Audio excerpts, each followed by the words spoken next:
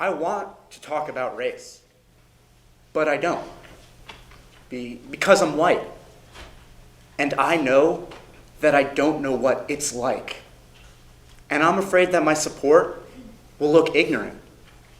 So, I stay silent.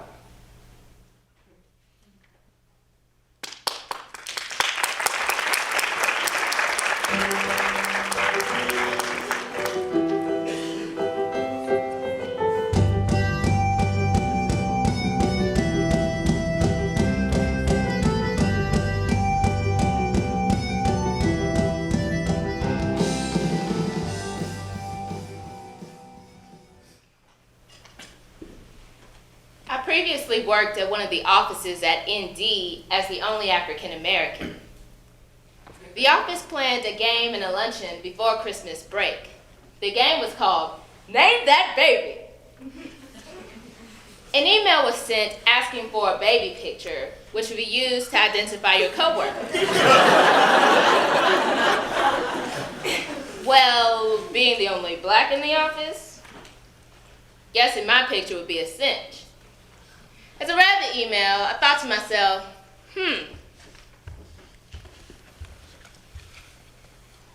I read the email a few days later and began debating about submitting a picture to play this game during this festive time that was so obviously and blatantly insensitive to cultural diversity. As I read the email yet again, I decided I would simply ignore the email and not submit a picture. Yes, I know this would have been a great teachable moment to gently explain my lack of participation, but I just wasn't in the teaching mode. As a matter of fact, I had gotten pretty damn sick of having to teach politically incorrect people things they ought to already understand. It was becoming quite clear that some of them were making a conscious choice to not understand. And I mean, I get it. I don't like it, but I get it. Next, a brief meeting was held at my desk to discuss my dilemma. The person suggested that I submit 2 baby pictures, mine and my daughter's. This way, everyone could still guess which was mine, and I could still play the game.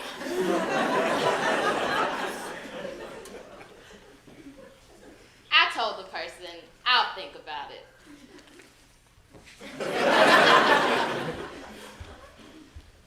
But in my mind, I thought, hell no. While their intentions may have been good, the person was absolutely clueless to the real problem, which was the game itself and its lack of inclusiveness of different ethnicities. Yes, it's just a game. But what does that say about how they view me?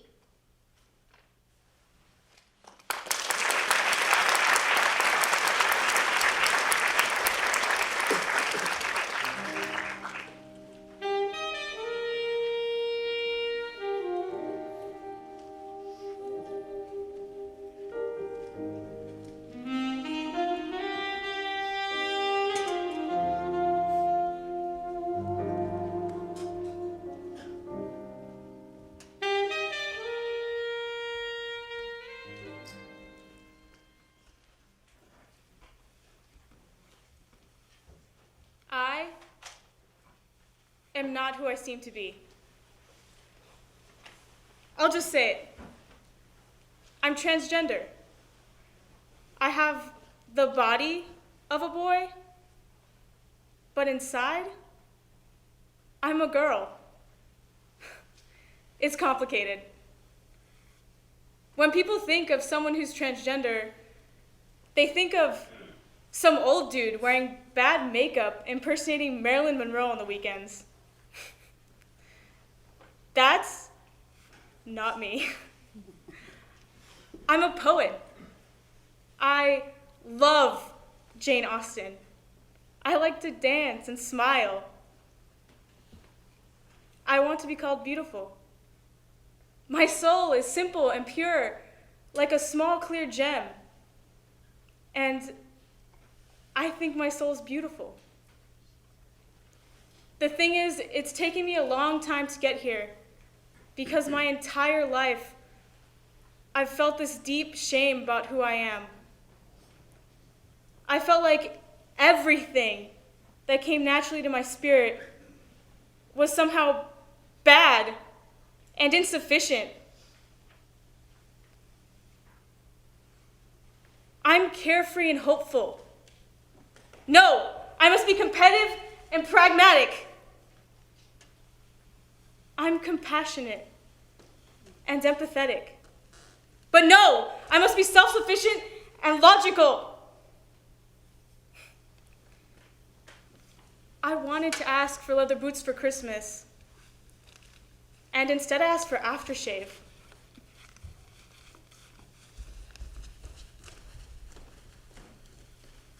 Our society demands that I fit into these ridiculous boxes of masculinity and femininity.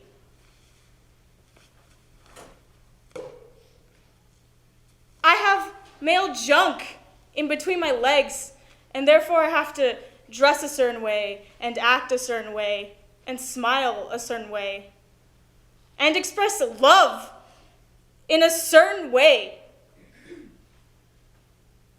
I'm not saying I have a problem with gender roles. The great dance between the yin and the yang of the universe is breathtakingly beautiful. What troubles me is that I'm automatically not allowed to join this dance because I'm different. I'm sorry. I just don't feel like a dude. My emotions, my paradigm, my self-image, my everything feels female.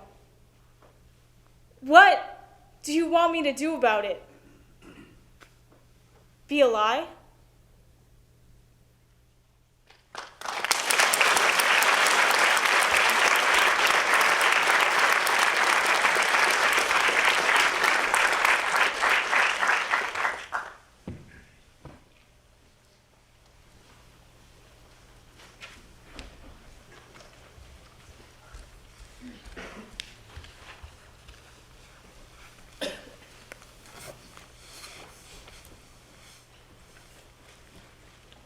I was 15 when I started putting the pieces together.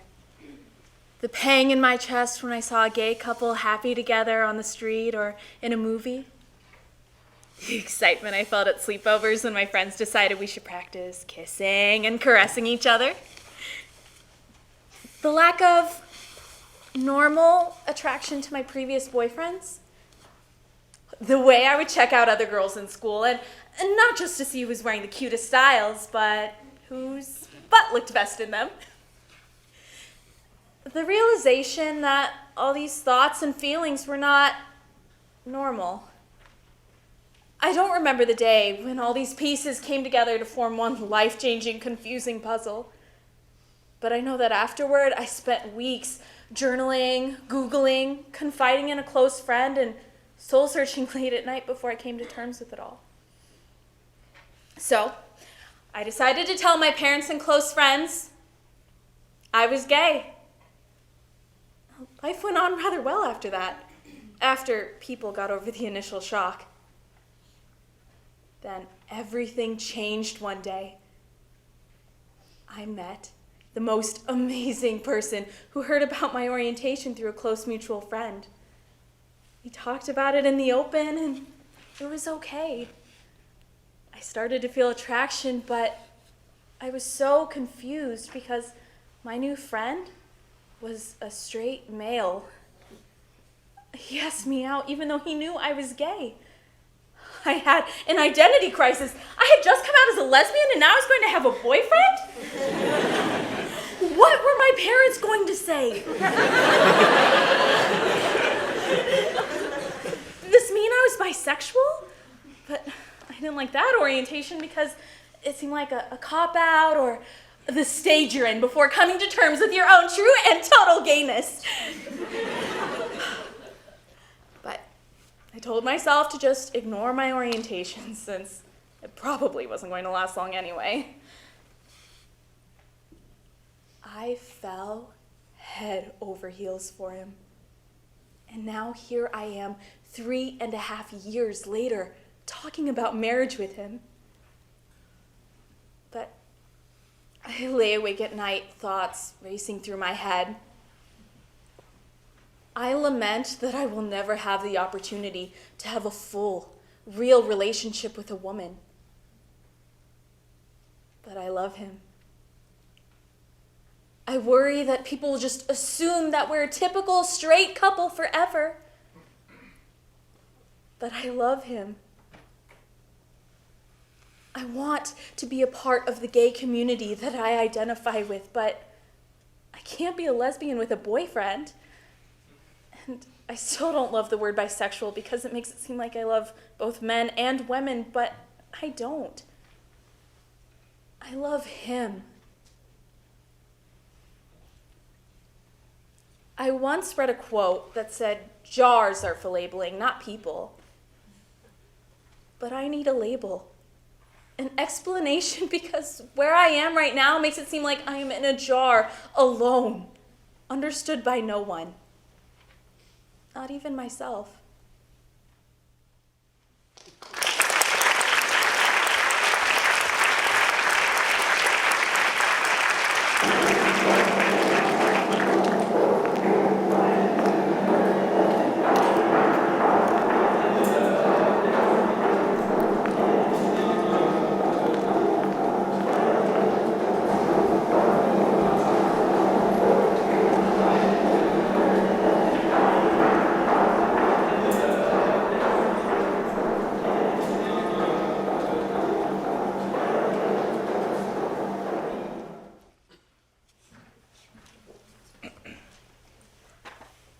Hey, how's it going? Great. How was your weekend? How about that football game last Saturday? Hey, how's it going? Shit, I already said that. Sorry. What I wanted to say is, God, why is it so hard? I just want to talk to people. I want to be a normal person who lives a normal life and can say what's in their head. But I know when I sit next to you in class or bump into you in the dining hall or stand next to you in the fun, I won't be able to talk to you. When you ask me how I'm doing or what's on my mind, I'm too afraid to really say. You see, I suffer from pretty bad depression and anxiety. The inside of my head, it can kind of look like that counter underneath the revolving tray return at North Dining Hall. It's just this gross mix of self-loathing and counterproductive thinking that's all been swirled together. Not good. And even though I go to St. Liam's every week and sit down with someone and try to sort out this sludge, some days I still feel like absolute shit.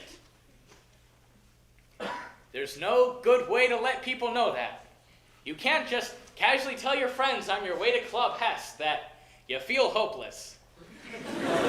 There's no Hallmark card to let your mom know that you thought about killing yourself. And there's no lame rubber wristband to support people who suffer from anxiety. Hell, there's not even a good hashtag.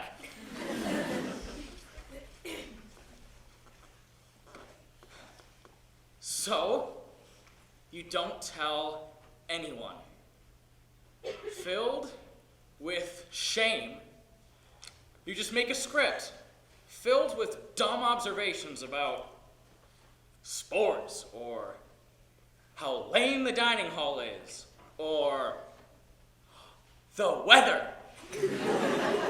So that if someone does talk to you, you don't have to tell them what's really going on in your head. you don't have to tell them that you aren't normal. The funny thing is, no one is normal. Everyone has their thing, right? That thing that they're embarrassed about, that they think makes them different. And my thing may be depression, but I am by no means the only one who deals with it. And what's more, I bet I'm not the only person in this room who follows a script. Am I? Well, you know what? You're better than that. More than that. And so am I. I am more than a person with depression and anxiety. I am a sister. I am a student. I am a friend. And what's more, I'm a shitty writer. And I'm tired of following this script. I'll talk to you after the show.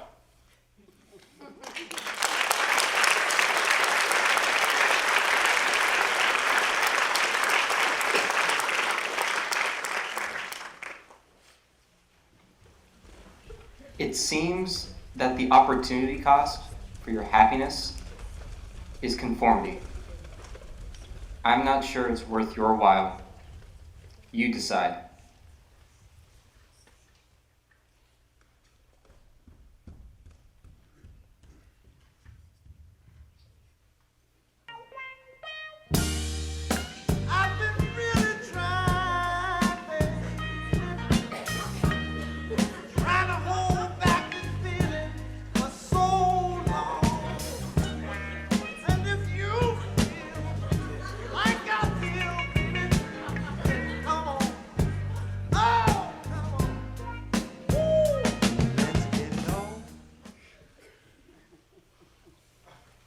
What's better than sex?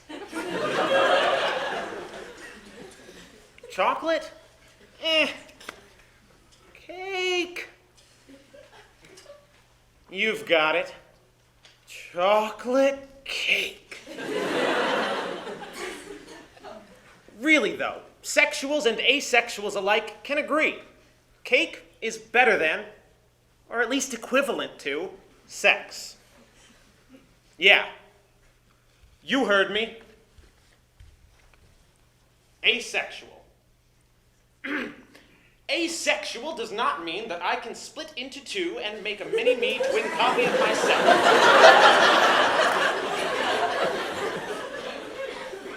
Though that would allow me to join the X-Men. Sweet. Asexual does not mean that I don't have sexual preferences. In my case anyway, though, for some others, it might. And asexual does not mean that I can't be romantic. I do develop feelings for special people in my life. I just don't feel the need to express those feelings through sex. Think of sex like an awesome, melty, chewy, delicious cookie. Tempting. Huh. Yeah, I can see it. Most of you are salivating right now at the thought. That's fine. No judgment. But when I see that cookie, I don't have that overwhelming urge to eat it. It's not that I don't believe the cookie's delicious. I believe that. It's not that I think the cookie is inherently disgusting. And it's not that I'm dieting myself away from the cookie. That's abstinence.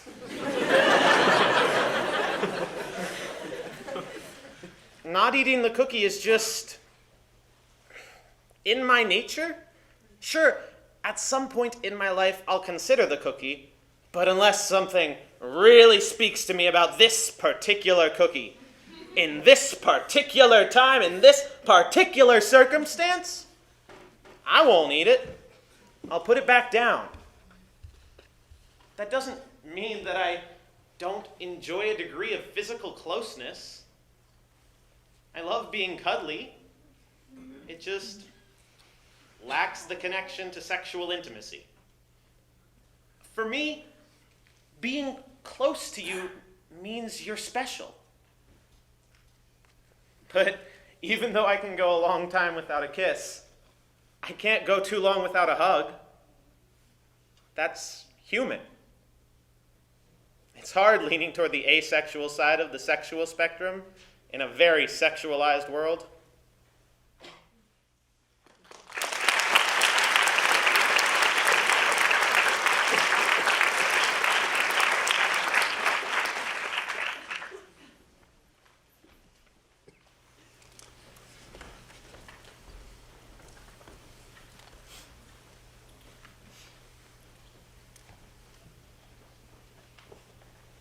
I used to think that being white meant being without a culture. For a long time, I wanted to be a culture other than my own because I didn't really know what my own culture was. And it might not always be perfect, and I might not always be proud of it, but I'm white. And there's absolutely nothing I can do about that. But to all you white people out there who think you don't have a culture, go home and call your grandma and grandpa. Talk to your mom and dad. Look at all of that stuff you take for granted as part of who you are. Figure out what it is about that you like. Figure out what it is about that you don't like. Do something about it. And for Pete's sake, quit complaining about how you don't have a culture or you think white people are terrible. Because guess what? You're white. And there's nothing wrong with that.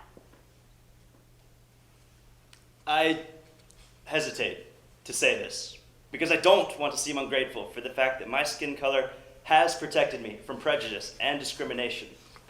But to be as white as I am is empty. Because that's it. That's all I am. When your family's been in the United States longer than Ancestry.com can figure out, and half a dozen European heritages wove together to make you, you just sort of feel like a sugar cookie. Generic, uninteresting, with no cultural origin to speak of, and no ethnic identity to fall back on. I see friends with South American, African, Asian, even recent European heritages, and I wish that somebody in my family tree had cared enough about the places we came from to retain some semblance of our traditions. I've seen how identification with a continent, a country, a culture can enrich lives. As somebody who cares so much about tradition and legacy, I feel like I'm out here in the world trying to create my own. Sometimes I wonder what culture I'll pass on to my children, especially if their skin ends up being as ambiguously white as my own.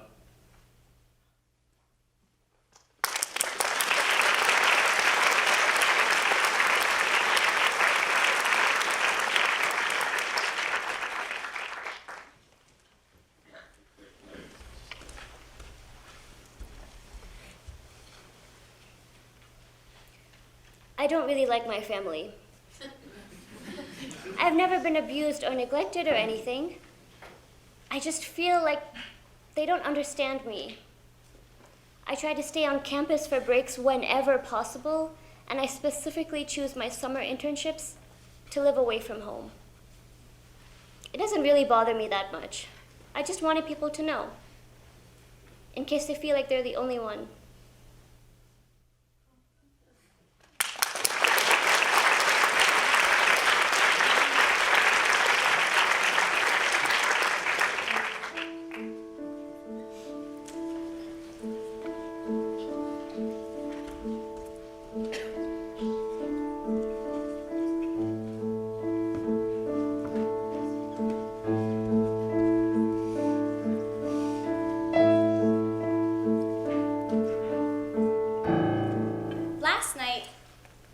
Black and white. But the world looked nothing like an old romantic film. The ceiling tiles were like squares on a checkerboard. The freckles on my hands stood out like spots on the palms of a Dalmatian. The world wasn't whimsical. It was shocking, frightening, disorienting. I felt like Alice lost in a not-so-wonderful land. In the dream, I sat on an operating table, awaiting a physical. My body was to be examined for imperfections in beauty, height, weight, intelligence, hearing, and sight, with a separate physician for each checkup. But the physicians weren't doctors. They were my family and friends. First came my father. He scanned me head to toe. No pass, he said. Not tall enough. The next checkup, beauty, was measured by my boyfriend. His diagnosis was short and quick. Not beautiful enough. Then came my professor, my best friend, and my mom. Not smart enough. Not thin enough. Not listening enough. Not enough. Not enough. I was never enough. But my worst diagnosis was my sight. Fail. Completely blind. According to the doctor, I couldn't see at all, but the world was so striking, so real, so vivid, was my universe of black and white. You're wrong! That's impossible. To prove the accuracy of her diagnosis, she had me look into a mirror. See for yourself. But when I looked into the glass, there was nothing there to stare back at me. She said, "There's your proof. You can't even see yourself." When I woke up, the dream didn't end. The world was just in color.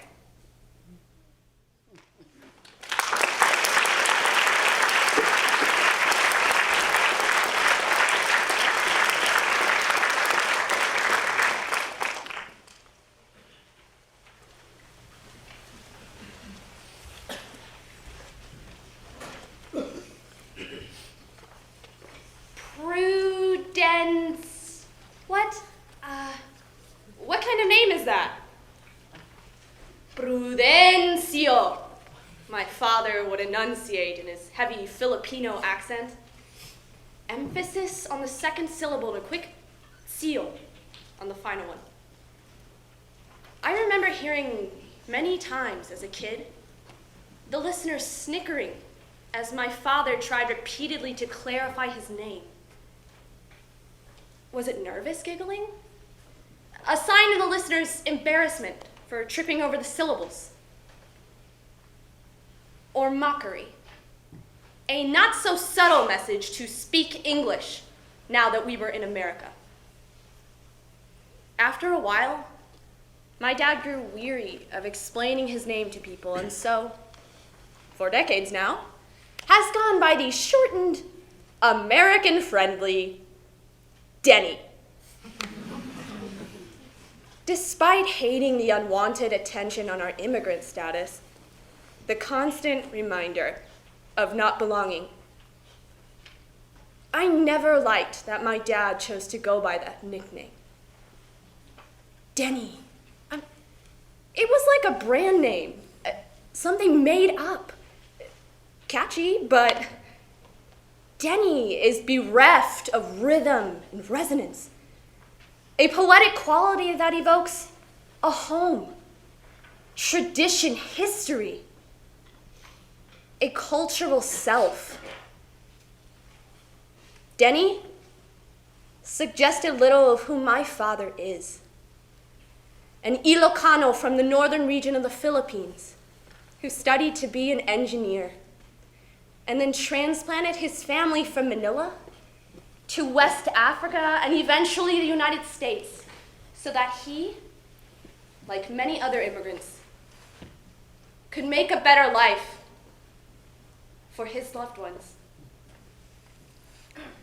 Prudencio comes from the Latin word prudens, meaning provident or prudent, showing common sense, good judgment, care for the future. Now, don't get me wrong.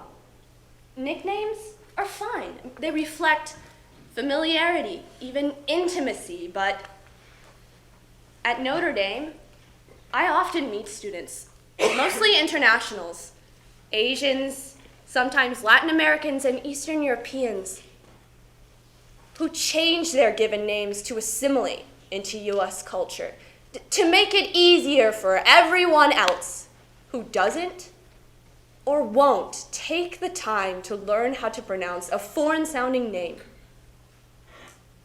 Sheng Shen becomes Charlie. Song Min becomes Sean. Ekaterina is too Russian. But changing it to Kate is great.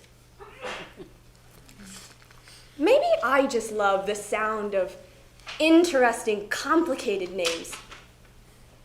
It's not just the sound, but also the taste. That delicious mouthful of consonants and vowels blended together with notes that hint of someone's ethnic background and cultural identity. Their story. I wish my students would stick to their given names, and that others would learn to pronounce them, because they are just as beautiful as American names, like Mary, Jenny, Michael, and Joe, which also have their own stories.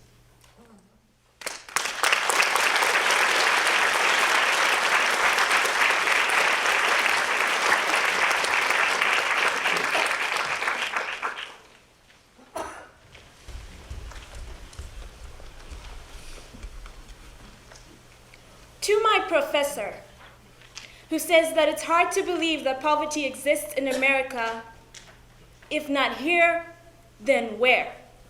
Sincerely, an international student of color. P.S. You really shouldn't base your definitions of poverty on the posters you see around campus that only have black faces and veiled women of color.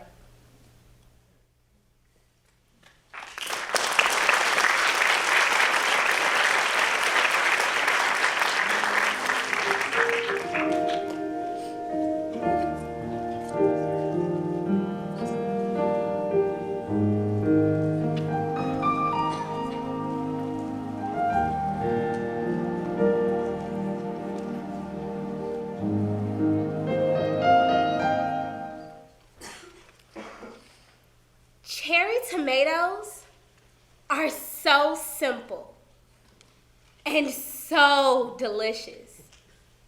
Apparently, they're a fruit, but I'd like to think that's debatable. I remember the first time I ate a cherry tomato. My family, we lived in an apartment complex in what was generally acknowledged to be a rough neighborhood, and we had a small community garden. In that garden, my mom picked a cherry tomato and handed it to me. When my 8-year-old self proudly declared cherry tomatoes to be my new favorite food, she had to explain to me that they were too expensive for us to buy at the store. Cherry tomatoes are simple, delicious, and expensive. Years later, I found myself as a freshman in South Dining Hall, a dining hall I was at because I received scholarships funded by people that I'll never meet, but will always feel indebted to. And as I looked at the cherry tomatoes in the middle of the salad bar, I immediately thought of my family, whose dinner that night would primarily come from food bank donations. I felt so alone. Then I felt sick, and my head was filled with anger. So I hid my thoughts from my friends. Thoughts that screamed, money doesn't matter. Money shouldn't matter. Why does it always matter? Why am I in this place where everything is perfect and money is wasted on things like beauty and gold and fucking cherry tomatoes?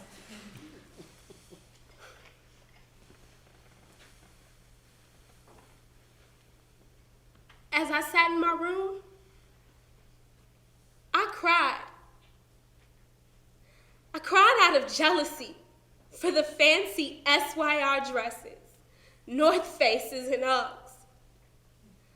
I cried for the spring break trips that I wouldn't take and the parties that I wouldn't go to because I couldn't afford a $3 cab ride home. I cried for each of the times that I was horribly humbled when I'd ask for help and be forced to explain to my rector, my employers, and my friends that I didn't have as much money as they assumed.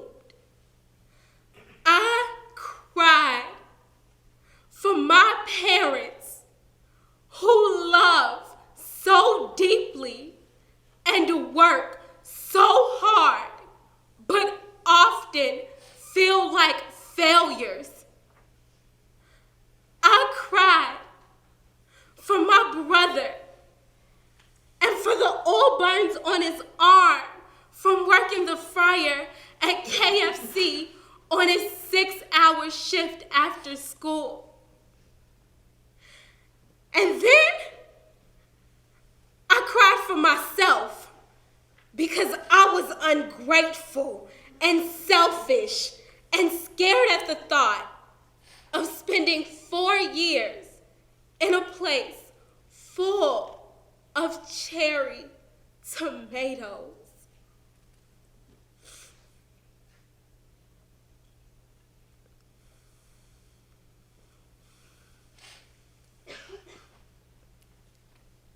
I eat cherry tomatoes with every meal now. And each time I eat them, I feel like it's Christmas and like I've been given an amazing present. My friends, they often joke about how much I love cherry tomatoes, and they make fun of me for eating them all of the time. But I just want to tell them, I want to say that cherry tomatoes aren't just a fruit or a vegetable, but that they're happiness and sunshine and every unreachable goal my family has ever had. Instead, I smile and I say, I eat them because they're simple and delicious.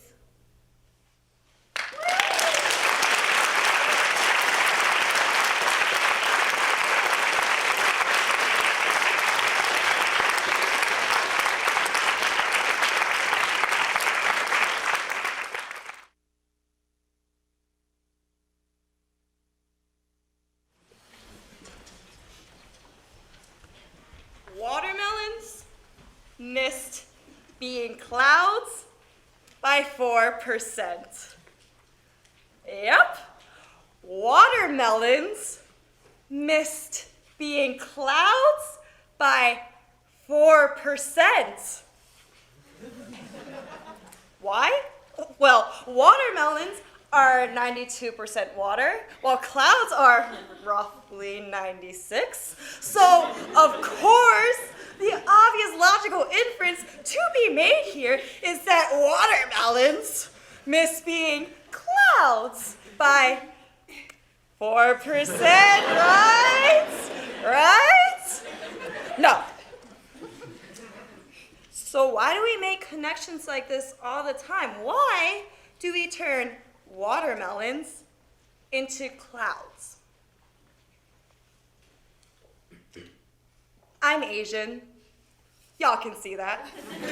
So when people first meet me, why do they have to ask what kind of Asian I am? It's not like people generally ask what kind of white you are, what kind of black you are. Why do you ask where I come from? You're not asking where in the US I'm from. You're asking where in Asia I'm from. When people first meet me, we go through the usual process of non-ill-intentioned yet kind of offensive stuff, which I can handle, but it's when they start with the really offensive stuff like, oh, you're Asian. That's awesome. I love eating with chopsticks.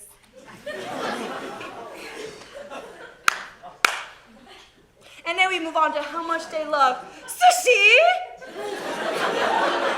If I've ever eaten dog before, or if I can understand what their mom's Asian manicure lady was saying. She was talking smack about them. Y'all see what just happened, right? I was just turned into a cloud. Magic. First of all, I eat with a fork, just like you. Second, I know plenty of Asian people who despise seafood. And no, I have never tried dog before, nor will I ever try dog. I got a dog at home. He ain't going nowhere, you ignorant person.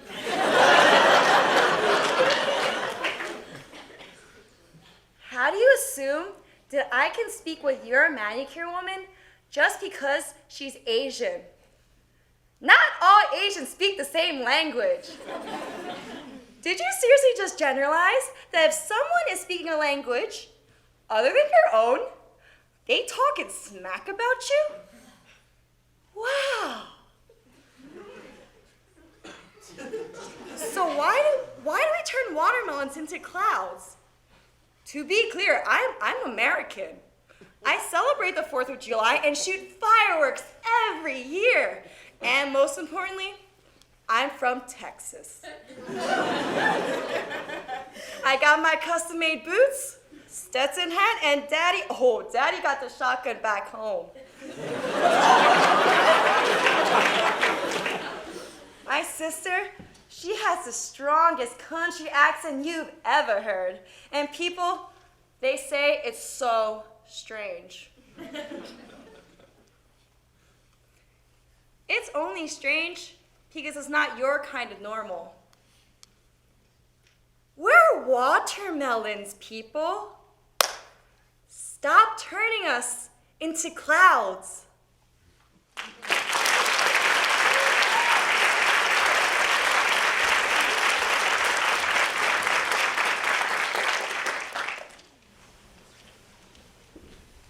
It's obvious. Manners cross cultures. Don't tell me your boyfriend wasn't being rude.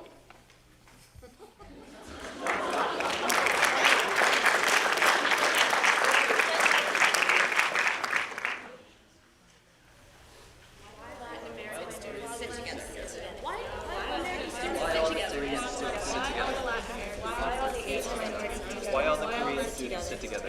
Why all the Korean students sit together? Why all the black students sit together? Why all the African students sit together? Why all the Hispanic students sit together? Why all the African American students sit together? Why all the Caribbean students sit together? Why all the Latino students sit together? Why all the Korean students sit together? Why all the Latin American students sit together? Why all the Asian students sit together? Why all the insert minority here students sit together? Because you said Asian kids are so annoying. They speak Chinese so loudly together. Because you say What position do you play when I'm here on an academic scholarship? Because you say, they have a black student association and a Mexican student club, and I can't have a white student club? That's racist. Because you said, college has made me hate Asians. Because you ask, who invited niggers when we walk into your party? Because you say, why are you even talking to her when I say good morning to the housekeeper in my native tongue? Because you generalize me as African American when I've told you countless times that I was born in Haiti. Because you say, are you Mexican? When my parents are from Ecuador and I was born in Chicago. Because you say, why do you go out of your way to sit with those people in the dining hall to my white section mate when she eats dinner with us? Because you claw at my hair without asking to touch the one day I don't straighten it. Because you say, are you illegal? When I tell you I'm an exchange student from Latin America. Because you say, do you speak African? Did you grow up in a hut? When I tell you my family is from West Africa. Because you say, can you help me with my Chinese homework? And I am Korean. Because you say, I've never seen a black girl naked before, as you invited me back to your dorm room. Because you say, you only got into ND because of affirmative action. You took my best friend's spot. Because you take random pictures of us and say to your friends, I'm gonna hashtag this diversity on Instagram.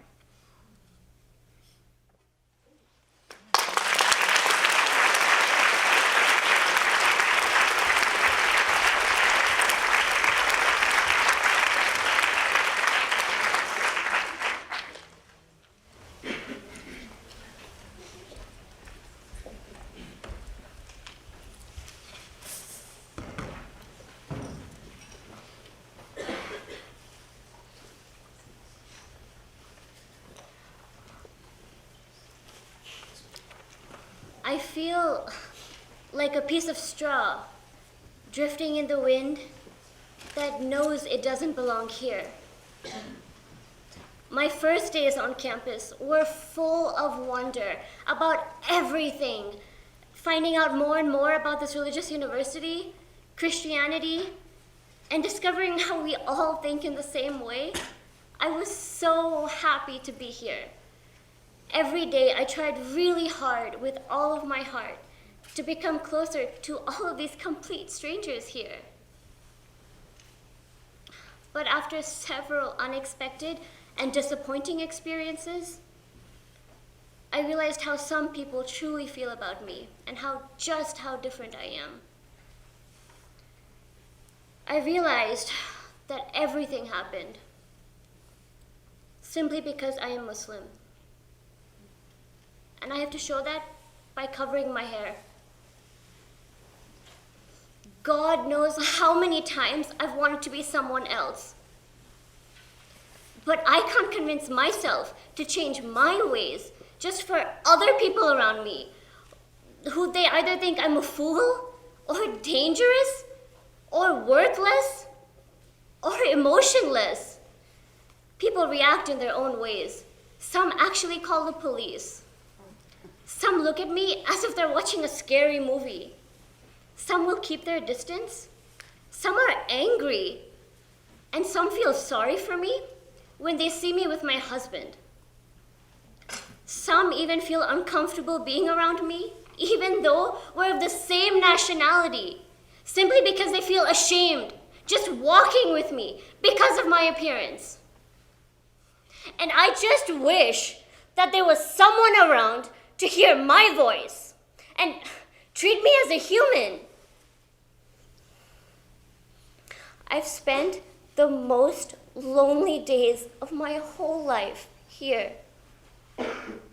Yet I choose to be alone instead of hurting more and more every day.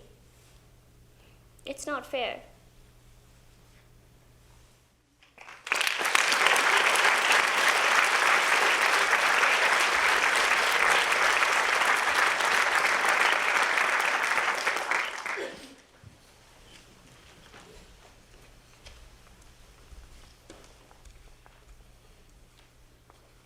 Whistles, honks, and kissing noises make me feel objectified and vulnerable. But I almost feel worse about myself when they don't happen. Men will honk at anything that moves. What does it say about me if they don't? And what does it say about my self-worth that I need to be honked or hissed at to feel like a pretty girl?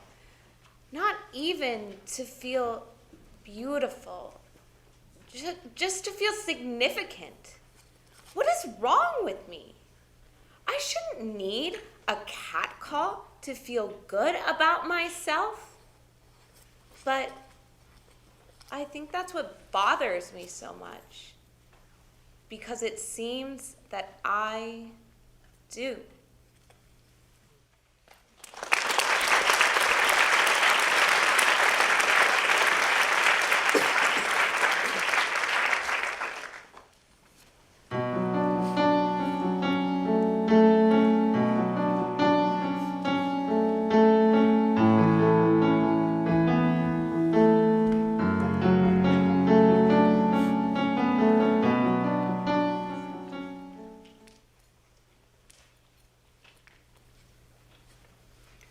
Dear Lord, I hate boys with blue backpacks. Let me try that again. I feel ugly. I feel ugly all the time. And the kingdom hasn't come. I purport that I love makeup and clothes and self-care and being ultra femme. But I don't. I just feel ugly every second of every day. It takes me 45 minutes to get ready every single morning, sometimes longer. I'll tell you that I listen to news, music, and the sounds of birds chirping as I slather barely approved chemicals onto my mug and twirl about, trying to choose an outfit to impress the boy with the blue backpack. Give us this day our gnawing insecurities. I will lie, say that I can't draw, that playing with shading and symmetry as I powder shimmering shadow and flick black velvet-tipped markers onto my eyeballs unleashes some sort of artistic revelry. That pressing fat tubes of colored wax onto my lips renders me Da Vinci, and that my own stupid visage that I can't even see out of my peripheral vision is my canvas. I am Mona Lisa. My smile is like hers. It's fake. It's mysterious. It's carefully blown out of proportions to be more appealing, wet, and juicy thanks to expensive gloss. The very lipstick that I willingly bought and slapped onto the orifice whose natural function is to part and shove food down my throat. Lips aren't sexy. Why do I waste those precious 45 minutes of productivity to swab makeup onto my face and therefore eschew readings? That is so much time. So much precious, coveted time. Dear Lord, lead us not to temptation. The boys with their blue backpacks don't talk to me. Let's highlight my hypocrisy. I do these morning rituals for attention, to make me feel less alone, to make me feel pretty. But it doesn't work. And I am tired of being a slave to my own insecurities, to hemorrhaging cash to renew my synthetic face paste reserve, to not running free and wild before class because I won't have time to get ready again. Dear God, I'm going to wake up and do this all over again tomorrow. But maybe I won't the day after that. So deliver us today from our crippling insecurity.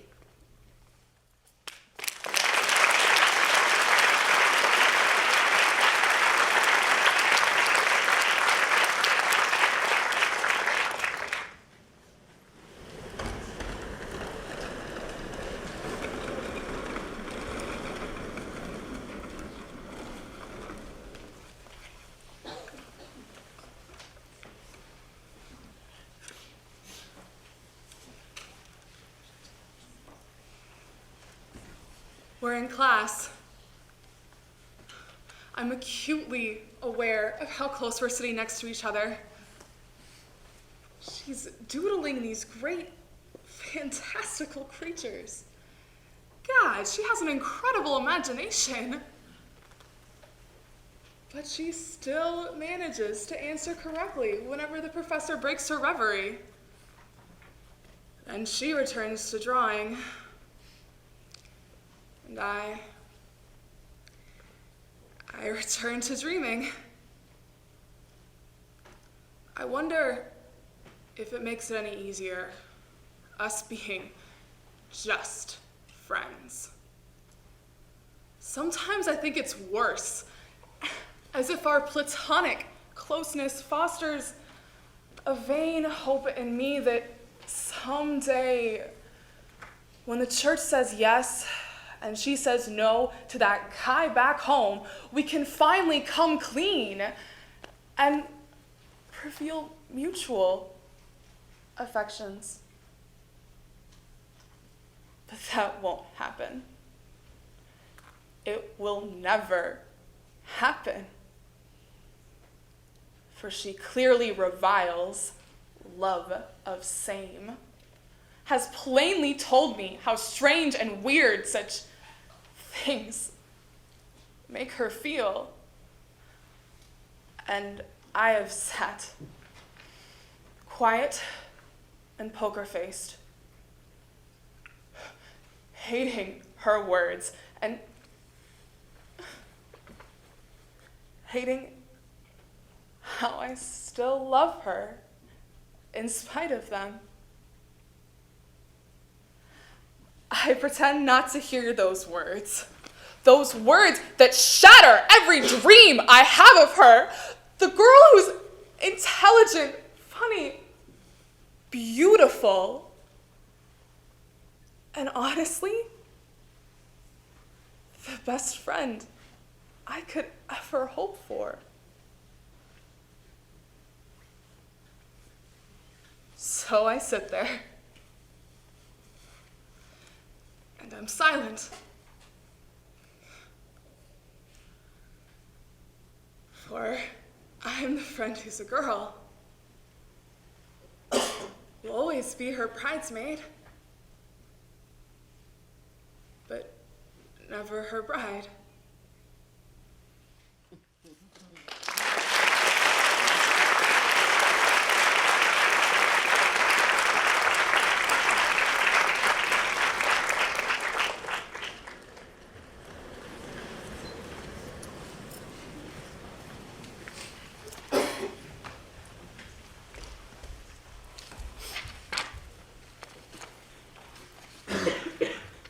The time is last year, spring semester, probably March or April, fairly late at night. The place is the ground floor landing of the stairwell next to the 24-hour space in the residence hall I lived in. The players, yours truly, tall, awkward, fairly antisocial as far as dorm life is concerned. My boyfriend, handsome, funny, generally a stellar human being. Guy 1, probably intoxicated, but not enough to be excusable. And Guy 2, companion to Guy 1. It's been a nice night. We put on a movie and held hands and laughed and kissed and blah, blah, blah. Mushy couple stuff. We chat a little bit as I walk him to the door, half delaying the inevitable departure and half waiting for the hall to clear out so we can kiss goodnight. Enter Guy 1 and Guy 2. I suggest you get a room, gentlemen.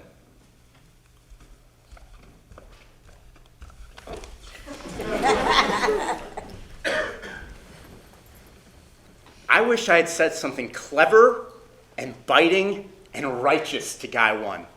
I wish I had berated Guy 2 for staying silent instead of being brave enough to call out his friend. I wish my boyfriend had been paying attention so I wouldn't have had to feel alone in my shock and indignation. I wish I could go up to that guy today and say, "You get a room! Get a room and stay there!" I wish I could trust that my rector would be on my side and would tell me it was okay to kiss my boyfriend goodnight. I wish I could trust any straight male to tell me it was okay, but I can't. And it's not their fault or my fault or anyone's fault. It just sucks. It sucks because to this day, I still think about it. It still lurks in the back of my mind, ready to come out when I least expect it. And it still makes me feel like I am less than. I am trapped in a script written by an institutional majority, and so are you, and you, and you, and so is everyone, especially those in the majority. I'm bitter, and I'm mad, but I'm also trying to change things. I'm proud and ecstatic that ND has a gay-straight alliance, but the struggle isn't over. The time is now, tonight. The place is here, and the players are all of us, and we have to keep taking control of our script.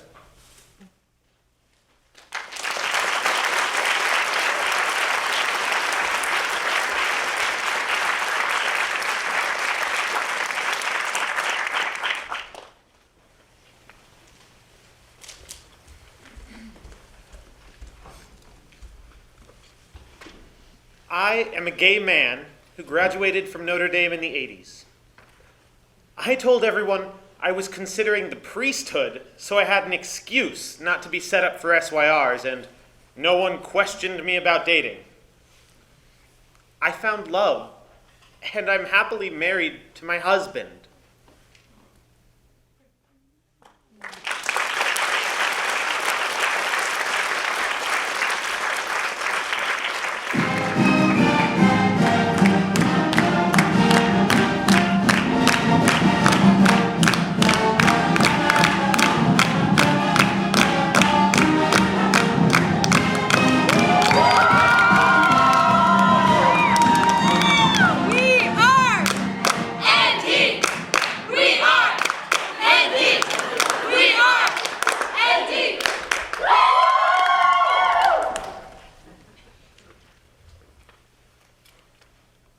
The high prestige of going to a university such as Notre Dame was one of my biggest reasons for choosing this school.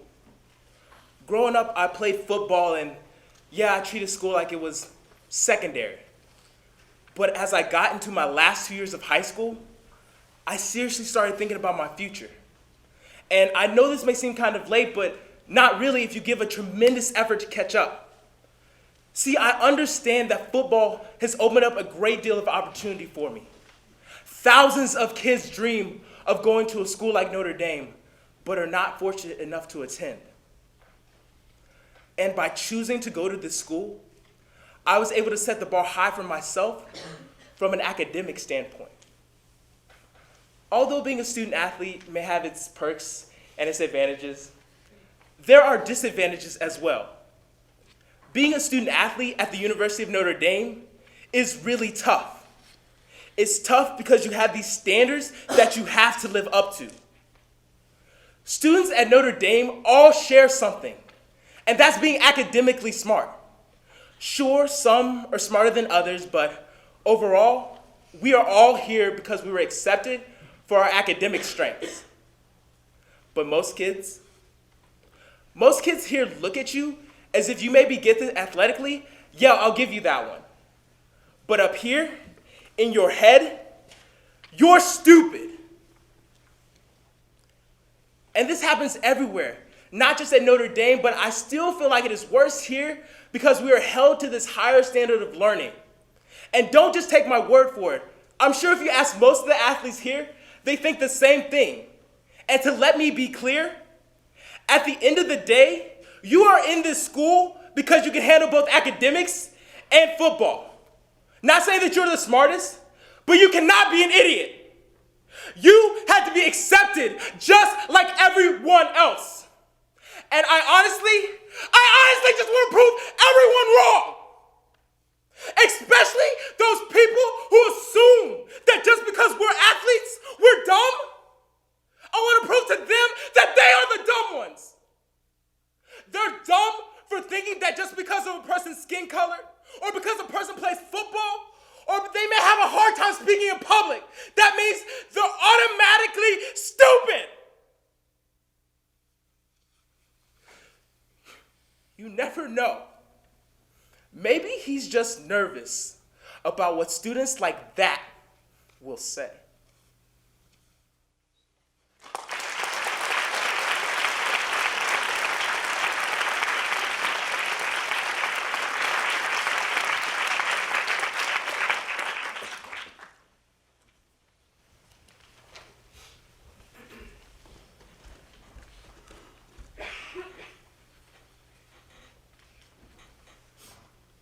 Asian, a word I have learned to revere. I grew up with an enthusiasm for anything and everything Asian. The cooking with its sweet aromas that bathed the air and a taste that tingled the taste buds.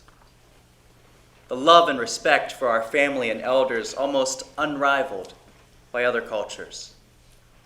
This, to me, is what being Asian meant. Now, growing up in a predominantly white neighborhood and going to a mostly non-Asian all-guy high school, my parents tried to shelter me and cultivate an appreciation for my roots, for my culture. But I was quick to learn that most people didn't view Asianness the same way I did, and my white peers were slowly hacking away at my views of being Asian. Classmates would always ask me, "What happened to your accent?" Or, "Why do you sound so normal?" And this disappointed look in their eyes would show when I told them I was from here. They would then proceed to ask if I was a black belt in Kung Fu or a video game master. And my response would elicit this furrow in their brows and those bored eyes, as if they were asking me, "How are you even Asian?" I was always able to laugh those comments off with a snide comment back. But in my head, I thought myself less Asian. I thought I wasn't good enough to be Asian. I thought I didn't deserve to be Asian.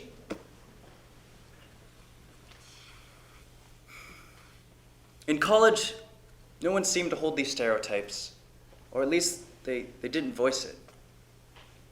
It was where I first felt comfortable being Asian, where I first felt comfortable being myself.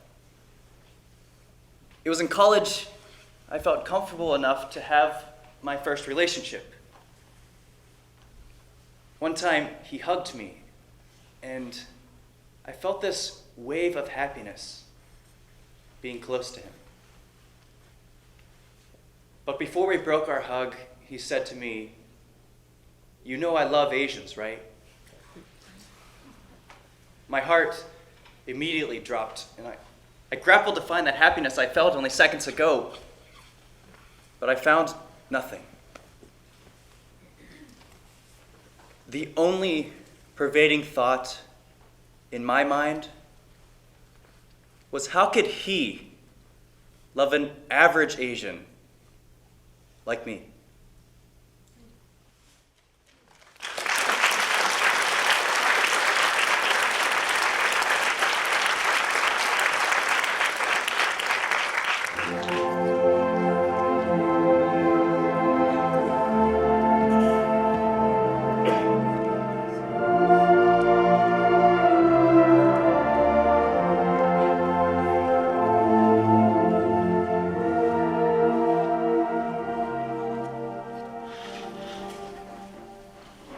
So, where's home for you? How is that even supposed to be an easy question? Can I just tell you where my parents live, or where I grew up, or give you one of my 3 mailing addresses? How about I show you the door I sleep behind? The airport I use the most. The area code with the greatest majority of my friends. Or the space I go to be alone. But home, though? I know what home looks like. Home looks like meeting my boyfriend in front of main building before we were exes. I know what home feels like. Home feels like wandering city streets halfway across the world and knowing the map so well, I can't possibly get lost. Home smells like sharp, stale, lingering cigarette smoke. Home tastes kind of like strong coffee. Salsa verde. The air in garbage-filled streets. My nanny's almond biscotti and accidentally swallowed seawater. Home wears? Like the sweats you let me steal after we hooked up. Or the sweatshirt you gave me to remember it. Or like my favorite bra. It just fits, you know? But home is kind of bone deep too. Like the way a snowstorm seeps under your skin when you're figuring out life on bondhole steps way past midnight. What? Too long of an answer? How about home is the moment when you don't feel homesick? No. How about this? How about home is not my dorm, it's not La Fun, D-Bar, the Basilica, the Grotto, or any odd combination of those things. It's not this family that has lied to me, rejected me, asked the minimum of themselves and each other, and refused to see a world bigger than that which they imagined. Not to say I don't appreciate being a domer, but home is where you're allowed to fit regardless of how fat you are, where your grandparents came from, what language your parents speak, how much you look like Kate Moss or Justin Timberlake, or what turns you on. So Notre Dame just doesn't cut it. And until that changes, heart deep, bone deep, and home deep, this will be nothing more than a school-sized box. So how about I tell you exactly what you wanted to hear? I'm still trying to find a place to go next year.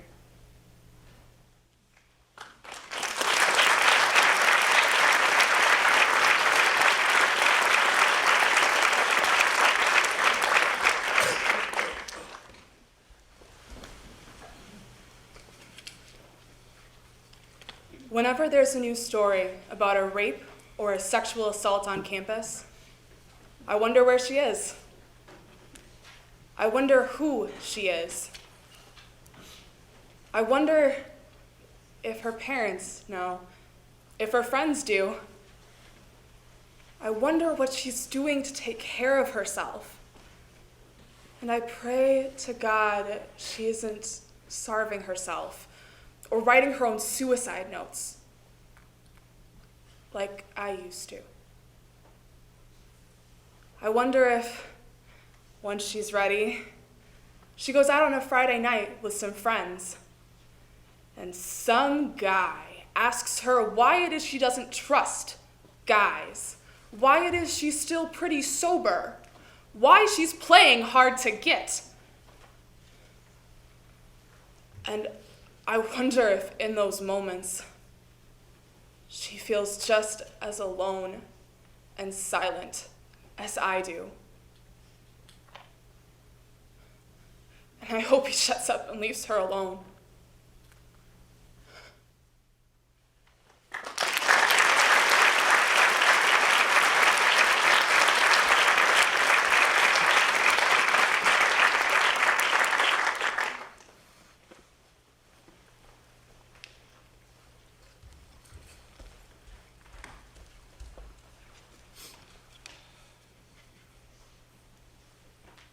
It was freshman year and we were off campus.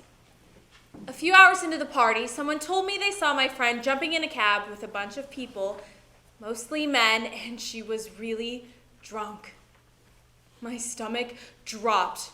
I jumped into the first cab I saw sitting in front of the house. I got in the front seat and handed the driver more than the fare to get back to campus. I think my friend is in trouble. Please, take me back to campus. That's when I heard 4 guys sitting in the back of the cab. They groaned and started complaining about having to share the cab. I turned around and they were also freshmen. This might be an emergency. She left with guys she doesn't know. Things got worse. Your friend is probably a slut. Don't cockblock her. Yeah, your friend is probably asking for it right now. She's a little whore, and you're just being a bitch. You know what, bitch? We just wanted to go to the bars and get drunk with our friends. You've got to cockblock your slut friend? You're a bad friend and a bitch. Fuck off. I started to tear up. I wasn't new to being around drunk guys, but this was different. Hey, you know you're pretty hot, right? Why don't you forget about your slut friend and just come to the bar with us? They all laughed and continued to remark about my appearance. No, thanks. Hey, where do you guys live? If I could remember where they lived, I could better my chances of figuring out who they were. Oh, yeah, we live on the corner of You're a Cunt and Go Fuck Yourself. Oh, don't forget, your friend's a slut. It's a lot of corners. They all laughed and stared me down angrily. At that point, I not only felt hurt, I felt unsafe.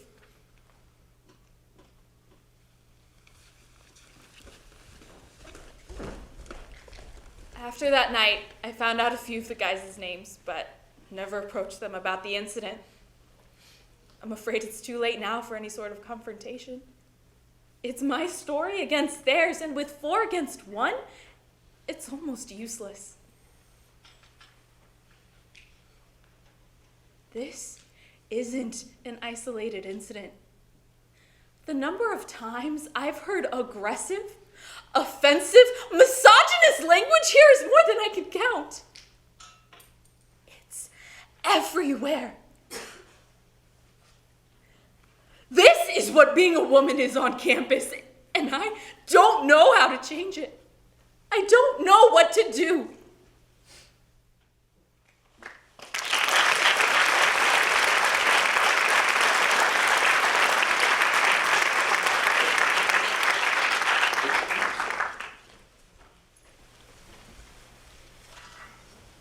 The Indie Makeout's Twitter is a glorified form of slut shaming. It had to be said somewhere. There has to be a stop to embarrassing people for exploring their sexuality and exploiting their drunken mistakes.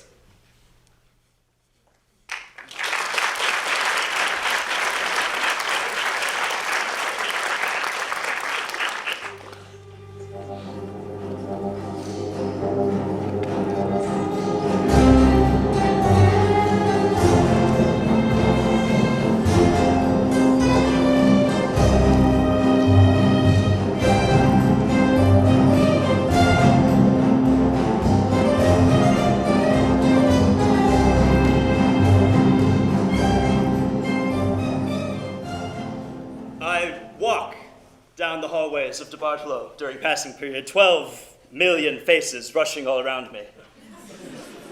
They all have one thing in common. They are all staring. The mark of shame is always visible on my skin. Sometimes it's black or blue or gray. Everyone always stares. Boo.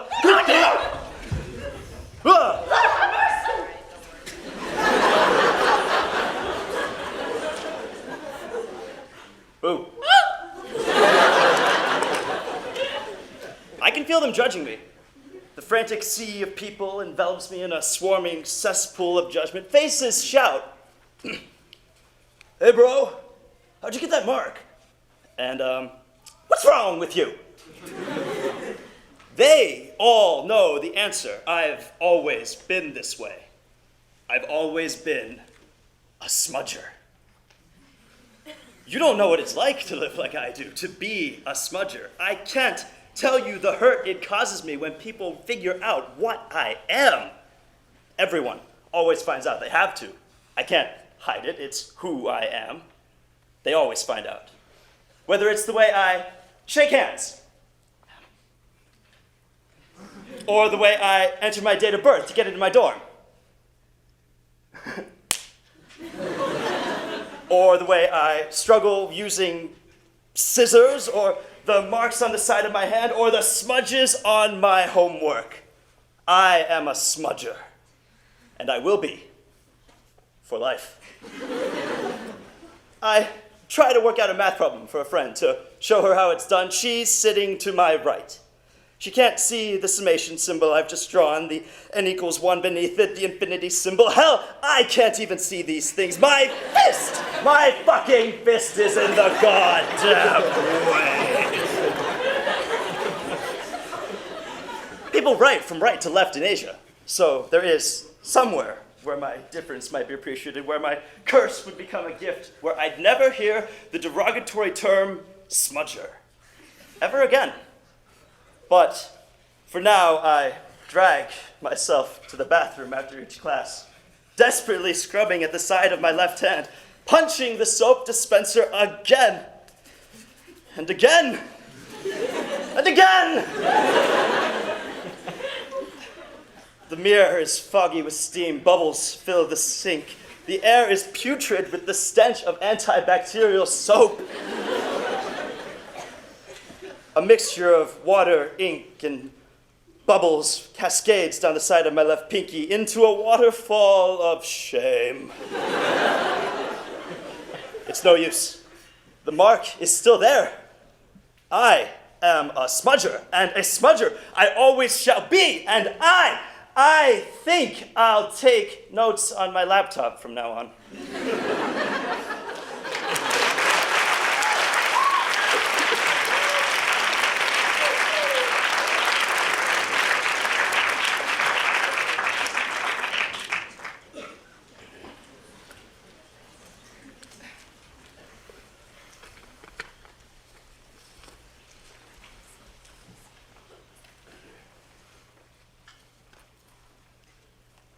Who are you?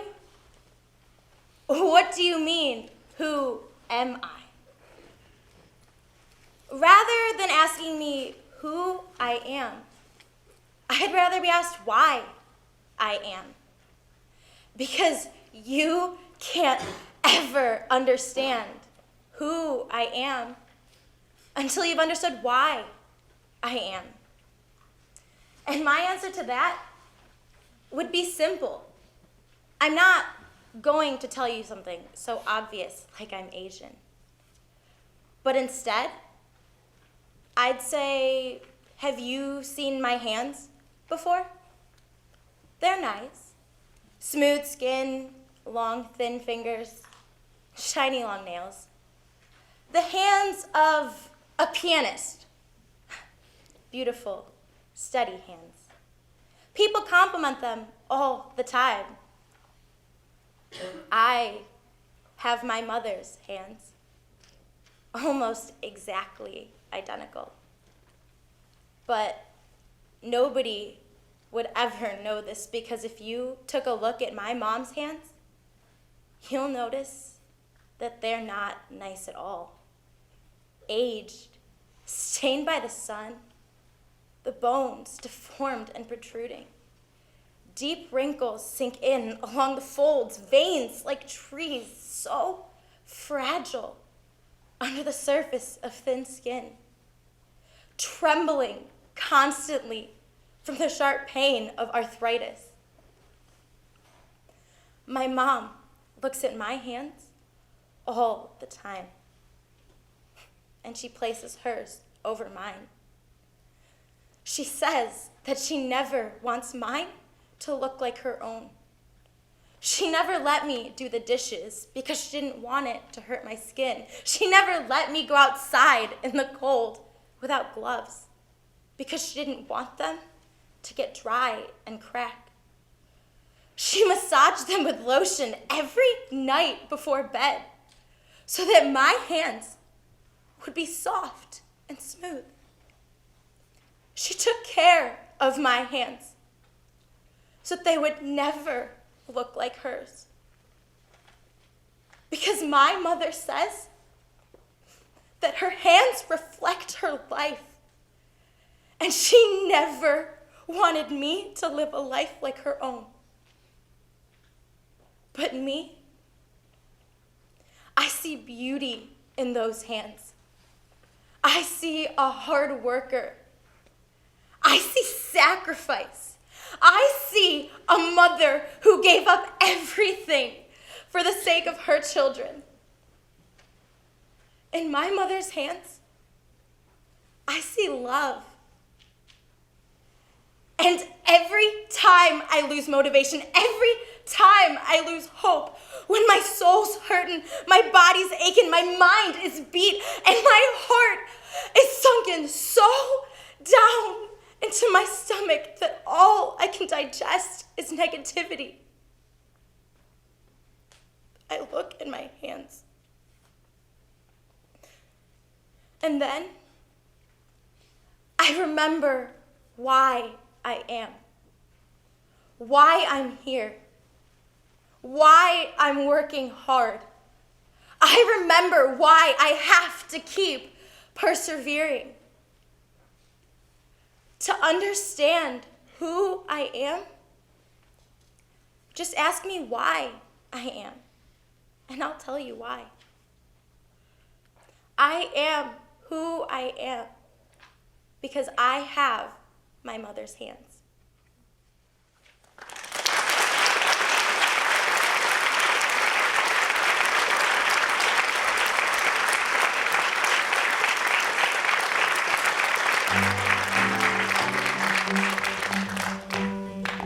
Blackbird singing in the dead of night, taking broken wings and learn to fly. All your life, you were only waiting for this moment to arrive.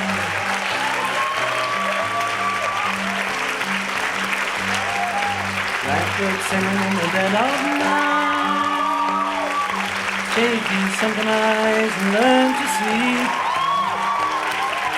All your life, you were only waiting for this moment to be free. Blackbird fly, blackbird fly, into the line of a dark black